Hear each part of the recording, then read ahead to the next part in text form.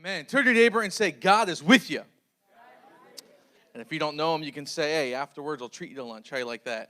You're like, what did you get me into?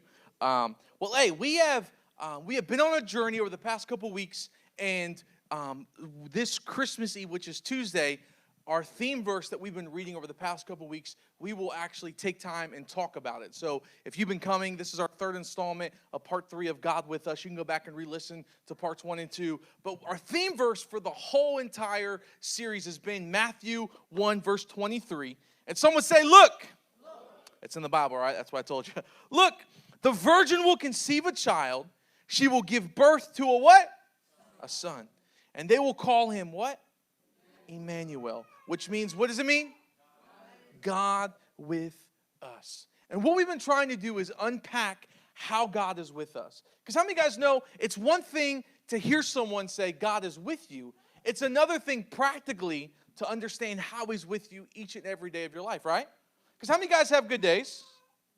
Okay, 4 of you have good days. That's pretty bad, all right? So how many of you guys have bad days? Wow, okay, a lot of people, all right. So what we've been trying to do is practically walk through how is God with us. And if you've been here, you've walked through that journey. If you haven't, I'll try to recap really fast. Week 1, we talked about how God is with us in the valley. Someone say valley. Now, the Bible uses what we call metaphors, meaning a valley was a metaphor that they use a lot of time in the book of Psalms. And the valley was a place that was scary. A lot of times you were alone walking through valleys. And what we talked about walking through a valley is this.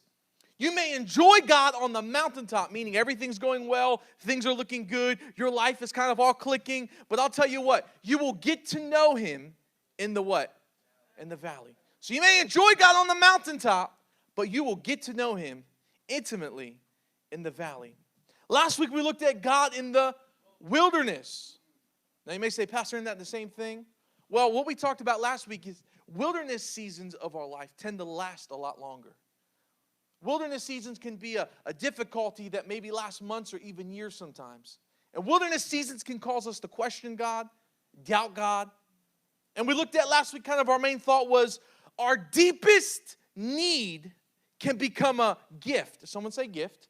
Come on, someone say gift. So our deepest need can become a gift if it leads us to depend on who? On God. So think about that. I tried to really pray through last week because I really felt like last week there were some people in this room that when needs occur in your life, when a wilderness season comes, we don't always look at it as a gift. We look at it as, man, God, why me? This is terrible. God, and we walk through difficult seasons blaming God, angry at God. When a lot of times there's things God wants us to walk through seasons. And I shared last week about a season that I walked through when I was 18 years old.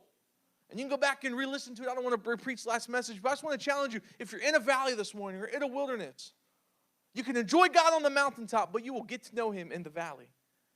And if you're in a wilderness season, you've been there for a long time, I want to encourage you this morning. That need you have can become a gift if it points you to rely on who? On God. And this morning we're going to look at God with us in the storms. Someone say storm. Turn to your neighbor and say, are you in a storm? Now, I'll give you a quick illustration, then we're going to dive in this morning and kind of roll through a bunch of scripture. That way we leave our kids enough time. But I remember when I was 18 years old, my family had planned this cruise that we were going to go on. It was the first cruise we've ever been on. As a family, we were going to go. We were going to go to Bermuda. All right, sounds fun, right? So we hopped on this cruise ship right up here in Baltimore, and we set sail for Bermuda, right? And it was fun. It was awesome. And we got to Bermuda, and we got to do some tourist stuff. Well, one night, we were all on the ship, and we were all getting ready to eat dinner, and this intercom speaker came on. All passengers. And you're kind of like, cool, okay. Are they going to tell us a message? And what said was, a hurricane storm is passing through Bermuda, and we're going to have to leave earlier than expected. And at first, you're kind of bummed, like, oh, man, we wanted to enjoy this. But at the same time, you're kind of like, maybe could we leave now? Hurricane's coming. Let's get this ship on the road. And so we got on board, and the next day they prepared, and we left that evening. And I remember thinking, like, man, this thing better know what they are doing. Can you imagine being on a cruise ship hitting a hurricane? That would not be fun. And I remember the second night that the hurricane was supposed to be passing, they said, we're passing the left side of the hurricane. We won't experience any rain or anything, but it may be a little rough. And I'm thinking, how bad maybe could it be? That night came, and let me tell you what, it was rough. You think you sleep rough when you're on dry ground. Think about sleeping rough in a hurricane when the waves are going. It was rough. And I remember when we got back to Baltimore, it's just this moment when your feet hit dry land. You're like, thank you, God, for land. Thank you, Lord, right? You just have this moment. And I think about in our life, all of us were either maybe in a storm, or coming out of a storm, or we're about to maybe go through a storm at some point in our life. Now, what's a storm? The Bible uses a storm a lot of times as a metaphor for tough times that come out of nowhere, right? Storms a lot of times in our life, it's something that just hits us out of nowhere. You didn't have time to plan for it. You didn't have time to prepare for it. It just, boom, hits you. And they can be uncomfortable, uneasy, and very hard to manage. I see sometimes Christians walk through storms, and when that storm comes out of nowhere, it's like the first thing they do is they ditch God, and they try to figure it out, try to regrip themselves on their ground and not on God's ground. And they leave God, abandon their faith. And I was thinking practically how how hurricanes practically come, right? When we see a hurricane coming, and I was kind of writing down, how many guys remember when Hurricane Irma came, or Hurricane Harvey? I remember when I was younger, Hurricane Katrina came, and that kind of devastated a lot. My grandmother lived near the water, and I remember her where her house was sat like kind of on a hill, so she was okay. But I remember like the next couple days, they shut her whole community down because it had flooded, and they had little boats driving down through there trying to make sure everyone was okay. But I did some research because, as a pastor, I only work on Sundays. I don't work the rest of the week, so I have time to Google things, and it's a joke. All right, tough crowd. And I had some time to research some things because I was interested on hurricanes, and I found this out in 1954. Who was alive in okay, you don't raise your hand, all right? In 1954, U.S. meteorologists, they started naming hurricanes after their girlfriends or their wives. Isn't that interesting? So in 1954, a hurricane would come up on the radar there, and they say, all right, who's up? I am. So picture if I had to name my hurricane after my wife, Hurricane Ashley's coming through, right? How awesome is that? Like, and I don't know if that's a compliment or like, don't tell her we named the hurricane after her. But then I discovered in 1979, when the Equal Rights Action came in, they started including men. Where's all my men at? So they started naming hurricanes after men and women, and that's where we get Harvey or Katrina or these names. And what I found out, too, is interesting, that if a hurricane comes through and is destructive and causes damage in a way that no other hurricane has, they actually retire that name. They won't ever use it again. Isn't that interesting? I was thinking, like, man, what if we had names for our hurricanes in our life, right? Man, Hangover Howie's coming tonight, man. I just was out all week. It's going to hit me tonight. I was kind of joking with a friend that Diarrhea Diana's coming at me today, right? It's like Hurricane Diana's hit me hard, right? We had practical names for the hurricanes sometimes that hit our lives. But in all seriousness, I know life storms come at us hard. And a lot of times when we're not prepared for them, it can leave us devastated. The aftermath of a storm sometimes is the hardest part. Maybe you've been through a betrayal. Someone betrayed you. Your spouse betrayed you. They cheated on you. They left you. And that storm of the aftermath of trying to pick up the pieces.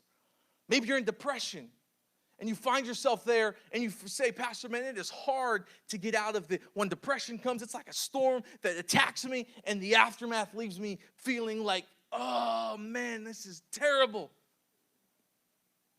Maybe you're in addiction. And the aftermath of addiction is shame and guilt. I remember I walked through a season of life with a friend who a storm came out of nowhere, and they got diagnosed with an illness, and it was a very hard season for them, and it was wavering their faith. And I remember being able to walk through them with that season, and it wasn't easy. It wasn't a joyful ride. But I remember when storms come out of nowhere, we tend to doubt, where is God? Why did God allow this? And even this sometimes. Why doesn't God do something for me right now? You ever thought about that? Ever been through a storm? Something happened in your life and you wonder, why isn't God doing something? Do you hear me, God? Are you there? Like, do I need to call a different number? Are you listening? And I want to kind of give you this as the theme for today, and then we're going to read a story of a storm that hit a boat in Scripture, and we're going to walk through this practically. But I want to give you this morning. Never let the presence of a storm, someone say storm. Come on, turn to your neighbor and say, storm. Never let the presence of a storm cause you to doubt the presence of God. You ever notice that sometimes? When the presence of a storm is real in our life, one of the things we do is we doubt the real presence of God.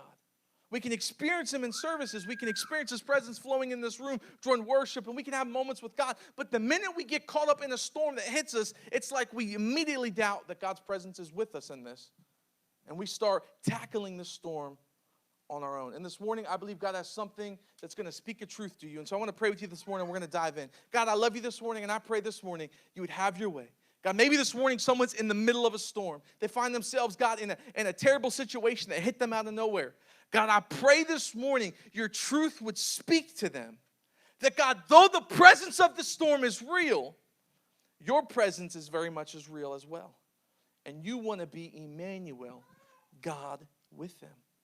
So I pray this morning, God, you would speak to us. You would guide us and lead us. And you would speak a new word in the midst of the storm. In Jesus' name. All God's people say, amen and amen. Well, in the book of Acts, which is in the New Testament, it talks about a massive storm that hit an apostle, and his name was Paul. He was traveling to Rome, and a storm came up out of nowhere, and it hit the boat, and it was pretty much bringing fear on the crew. They were thinking they were going to die, okay? And so they were panicking, and they started to take the cargo on the ship and throw it overboard. They're trying to lighten the ship. I mean, they are just in a full-out panic.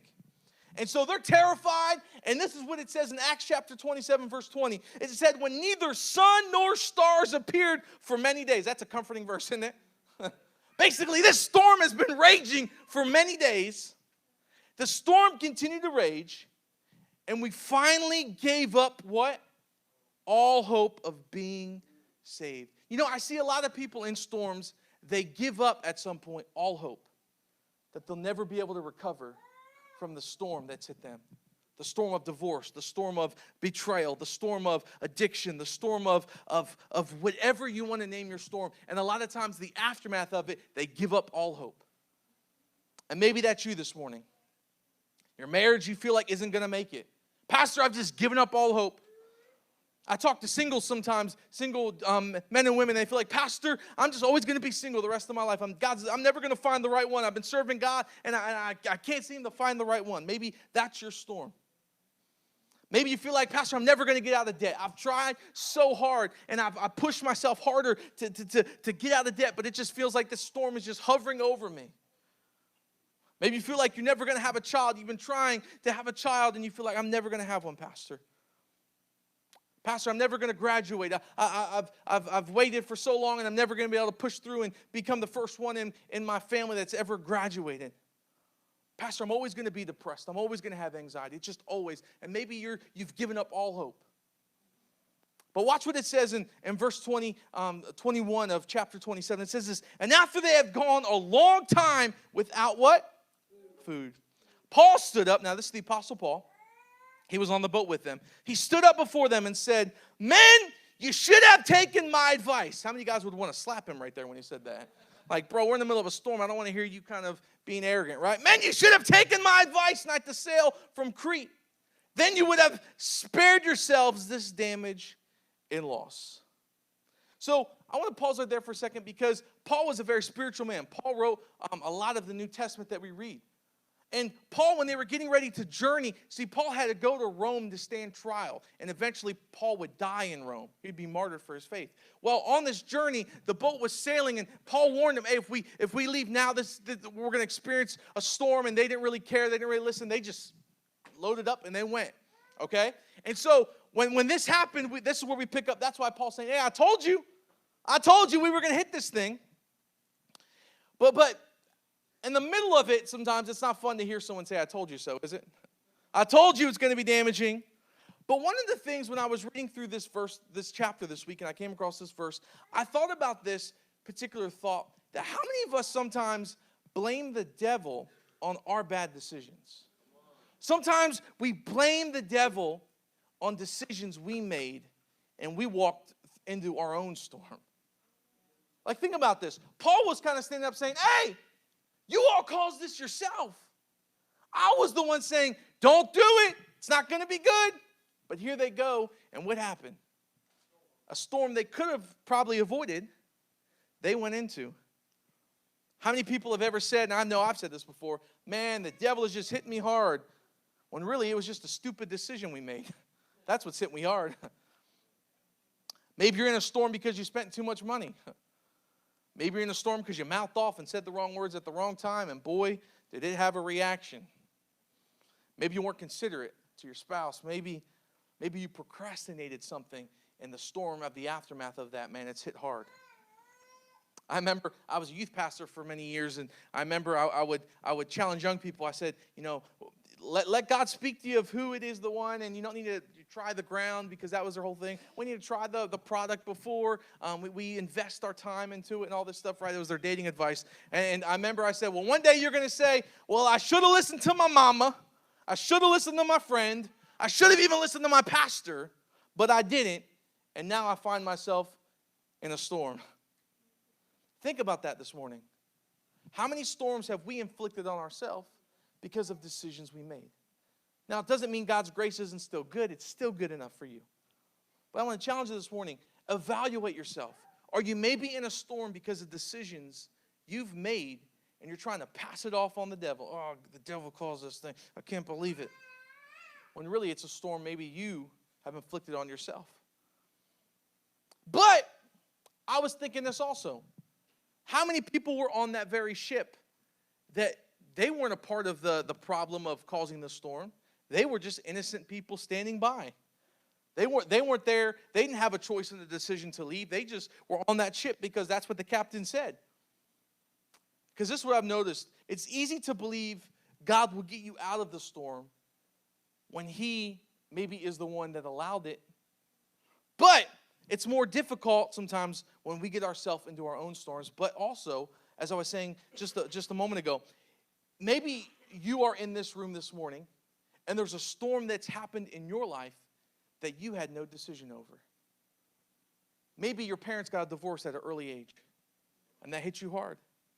It wasn't you had any say in the matter. It was what your parents did, and you were left with the aftermath now of having to go back and forth and having to pick up pieces that were left to you.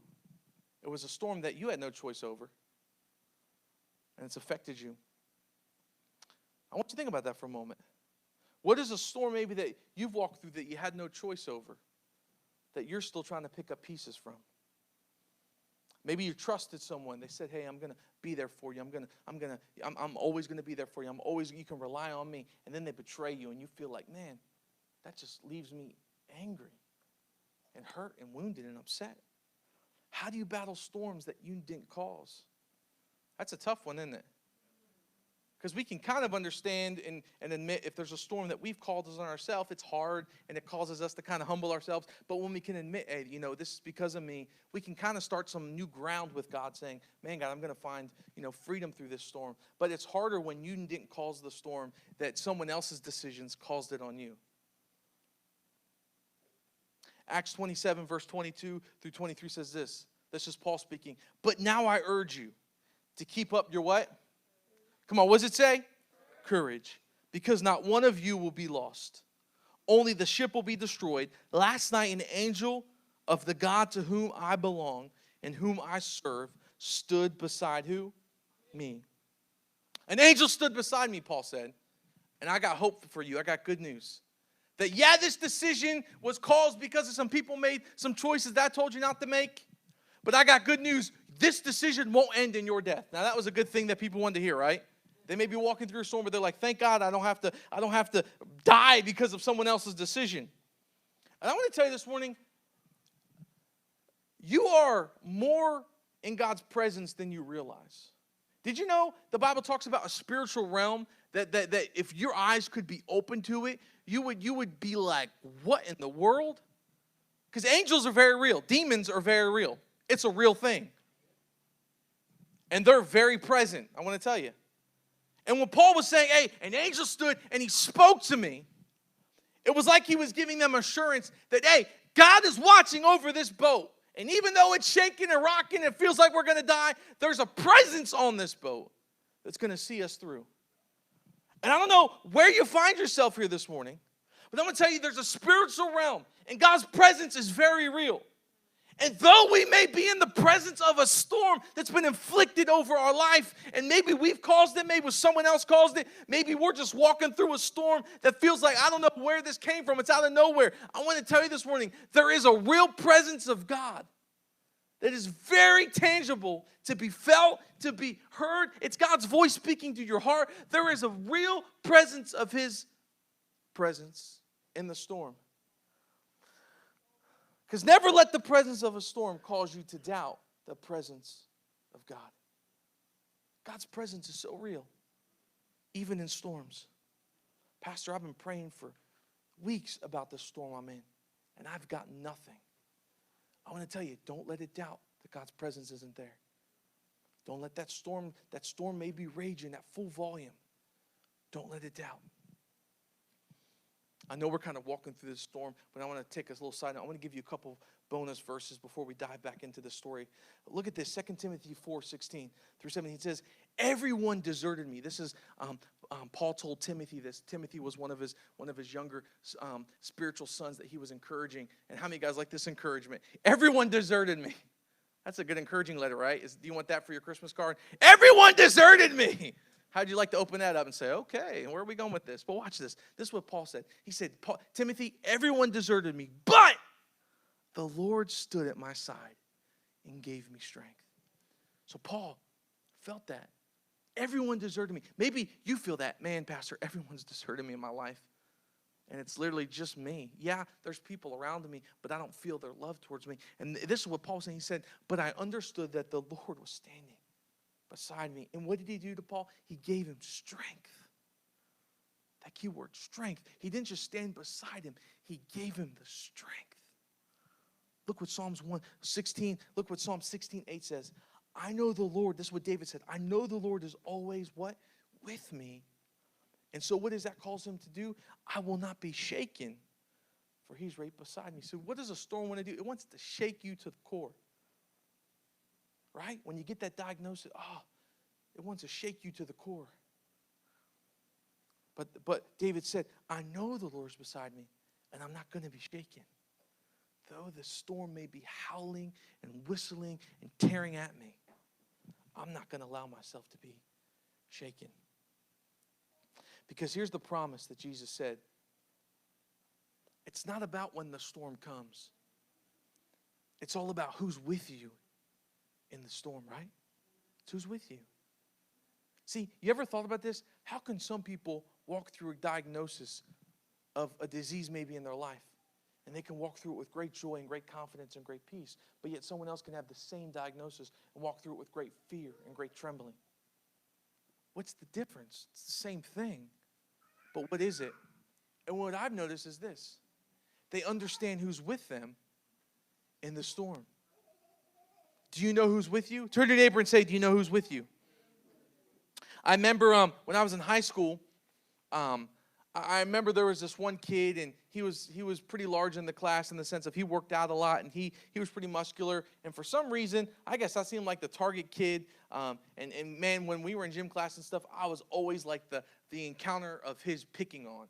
Like, man, he was a lot stronger than me, a lot bigger than me, and so he would pick on me, and he would always want to say, hey, let's go up to the weight room and lift some weights. And I'm like, I ain't going up there with you, man, because I know he would leave me struggling with the weights and leave them on me, and I'd be struggling for days up there. That was my fear. I'm going to be struggling for days. And anyway, I remember I just always got picked on by this kid. Well, the next year rolled around, and a new kid got installed to our school, and he was a lot bigger than the kid who always picked on me. So I remember I went up to him, introduced myself. I said, hey, if you need someone to show you around the school, just hit me up, man. And this kid could drive. I said, I wasn't able to drive yet. This kid got held back a grade, so he could drive already. And we made friends. And I remember the next time the kid who loved to pick on me would pick on me, I just kind of let them know, hey, remember that new kid? Yeah, he's my buddy. And he's bigger than you. So you may be able to beat me up, but he'll beat you up. And I used to tell the kid that. And it was funny because when I was in the guy's car and we would leave after school, and sometimes we would go get the McDonald's and get a burger or something like that. I remember when the kid who always picked on me would be walking out to school, I would roll my window down and, ha, how are are you, buddy? Because there was a confidence, right? I'm with the big kid now. Come at me. Right? And then you get behind him. But think about that. When God is with you and you understand he's with you, there's a confidence that you can walk through life's storms and have a confidence and have a peace that, hey, I may be in a storm, but I have a peace that he's with me in this storm. Matthew and Mark in the Gospels, they write about a storm they encountered.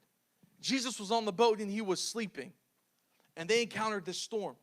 And they said the waves were howling and roaring against their little boat. And they were just on a little fishing boat. And the storm kind of came out of nowhere. It was hitting their boat. And they thought they were going to die. And they screamed and they said, Jesus, are you going to help us? And when he woke up from his sleep, he kind of looked at him and said, why are you so afraid? Bro, can you see there's a storm? And Jesus asked him, why are you afraid? How would you like it when you're walking through your storm? And Jesus asked you, why are you nervous? Because this could kill me? Is that a good answer? But think about it. Jesus asked the disciples, why are you so afraid? He was in the same boat with them. But this is what he wanted them to see.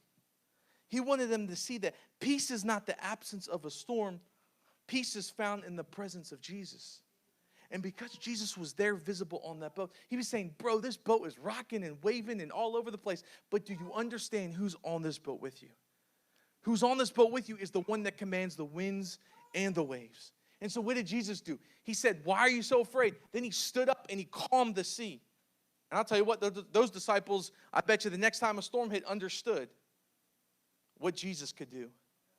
Can I tell you, when I've been through personal storms in Pastor Jared's life, and I understood God's with me, and I've seen his presence so real in my life, the next time a storm comes, it's hard, and it doesn't mean it doesn't bring a little intimidation or fear, but you understand that he's with me. He's with you in your storm. Look what Acts chapter 27, as we kind of wrap down this story we've been on. Again, last night, an angel of the Lord to whom I belong of Israel stood beside me and said, don't be afraid. Paul, you must stand trial before Caesar. And God has graciously given you the lives of all who sail with you. So it was almost like God was giving him a confidence. Hey, I know you're in a storm, but take heart. This storm isn't going to take your life. You can't go down in this boat, Paul, because you have to stand trial before Caesar. And think about this. Maybe you're in a storm right now, and the presence of God is trying to speak to you, saying, you're not going down in this storm. Though it's shaking your boat a little bit, it's shaking your life, because I'm making you stronger to fight another battle. Think about that. I like watching movies of kind of medieval knights or sword fighting and things like that. I don't know why. It's kind of, my wife loves the chick flicks. I like those, and so we find the middle. We find the knight chick flick movie, right? Right. I don't know if those are out there, but we've probably seen them all. Well, I like them, but one of the things you learn is, man, no coward walks out on that battlefield, especially back in the day when you were a medieval knight. You know what I'm saying? We were watching this one movie the one time, and they made it pretty real because they know how some of the movies, they have like hundreds of pounds of armor, and they're able to run like 1,000 miles a minute. You're like, that's fake. Like, you know what I'm saying? So this movie was a little bit more real, where they had the armor on, they were in a mud battle, and they were fighting, and the guys could barely move. And you know, in some of the medieval times in real life, like, because you had that much weight on, that if you were fighting in the rain, that some of the metal would rust up on you, and it would freeze. Can you imagine, like, getting ready to slice someone and it freezes? This ain't good. This is not good, buddy. You're stuck. And I was thinking, but like, no coward walks into that battle, right? Only people who understand who's with them. And I want to tell you this morning, no storm that you walk through, you don't have to be afraid, because there's a confidence this morning knowing God's presence isn't because the storm is no longer there. His presence is visible when the storm is raging on. Someone say amen. So I want to tell you this morning, you maybe can't control your situation. You maybe can't control when the storm starts or how it hits or how long it lasts. Maybe you can't control what people do to you or what they think about you. But I want to tell you this. You can control who you listen to, and you can control where you place your faith. You can understand and have confidence that what God says will happen.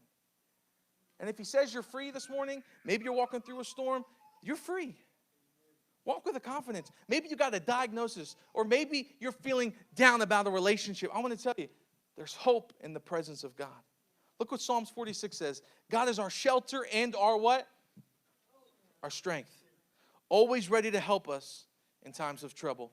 So we will not be afraid, even if the earth is shaken and the mountains fall into the ocean depths, even if the sea is roaring and rages and the hills are shaken by violence.